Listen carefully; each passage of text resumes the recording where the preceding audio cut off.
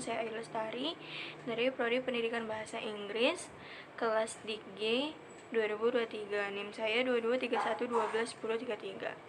Kali ini saya akan membahas Pancasila dalam kajian sejarah bangsa Indonesia. Karena seperti yang kita tahu, Pancasila merupakan produk otentik pendiri negara Indonesia yang sudah mengalami fase-fase kemerdekaan, dari pra kemerdekaan hingga pasca kemerdekaan.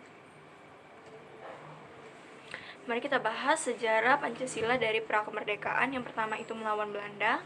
Seperti yang kita tahu bahwa bangsa Belanda itu datang ke Indonesia untuk mencuri kemakmuran yang ada di Indonesia dan menjajah kita itu sampai 3,5 abad tahun. Walaupun itu hoax ya, tapi kayak gitulah katanya, ini mana penjajahan Belanda ini menjadi tolak ukur ataupun tonggak masyarakat Indonesia untuk mendapatkan kemerdekaan dari Sabang hingga Merauke. Ataupun seperti yang kita tahu bahwa bangsa Belanda itu menjajah kita tuh hampir di seluruh wilayah di Indonesia. Jadi itulah mengapa, karena kita punya perasaan yang sama, ingin kemerdekaan ataupun kebebasan, maka bersatulah Indonesia ini. Kemudian sejarah Pancasila dari prakemerdekaan, dari kebangkitan nasional tahun 1908, yang dimana pada tahun ini itu terciptalah organisasi-organisasi pembentuk kemerdekaan Indonesia. Salah satunya yang paling pelopor utama yaitu Budi Utomo, yang dimana terbentuk pada tanggal 20 Mei 1908. Kemudian Sumpah Pemuda pada tanggal 28 Oktober 1928,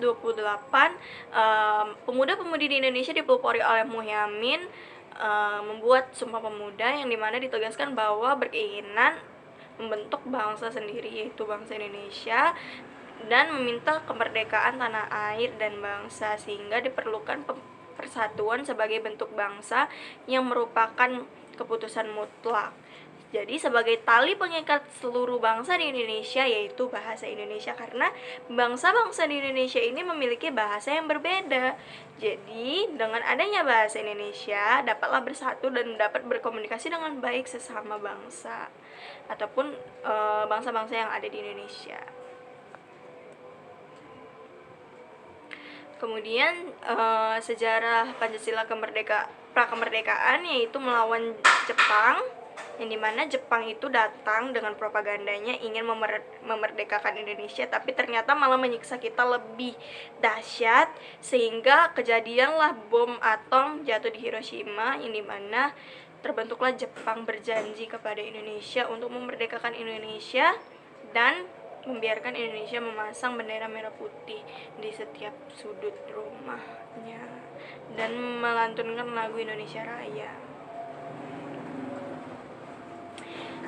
Setelah kemerdekaan, prakemerdekaan, Muhyiddin mengajukan secara lisan pada tanggal 29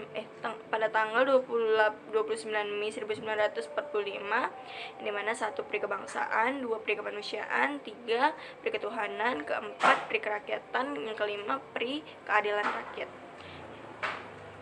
Baru pada Pancasila pasca kemerdekaan, yaitu pas Orde Lama, itu terdapat 2 pandangan dasar, yang dimana yang paling banyak itu tentang Piagam Jakarta, yang dimana itu merupakan dasar negara dulu tanpa cadangan, yang artinya Pancasila adalah yang dirumuskan dalam pembukaan Undang-Undang Dasar pada PPKI tanggal 18 Agustus 1945 sebagai dasar negara.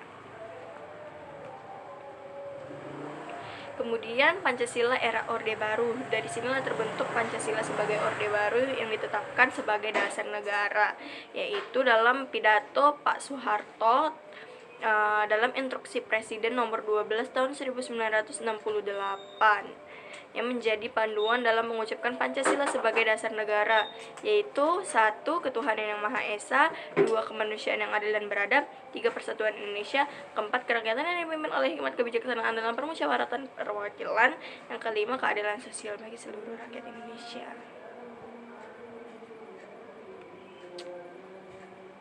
Sekian pemaparan materi saya mengenai sejarah perkembangan Pancasila. Semoga materi yang saya sampaikan dapat bermanfaat. Terima kasih. Assalamualaikum warahmatullahi wabarakatuh.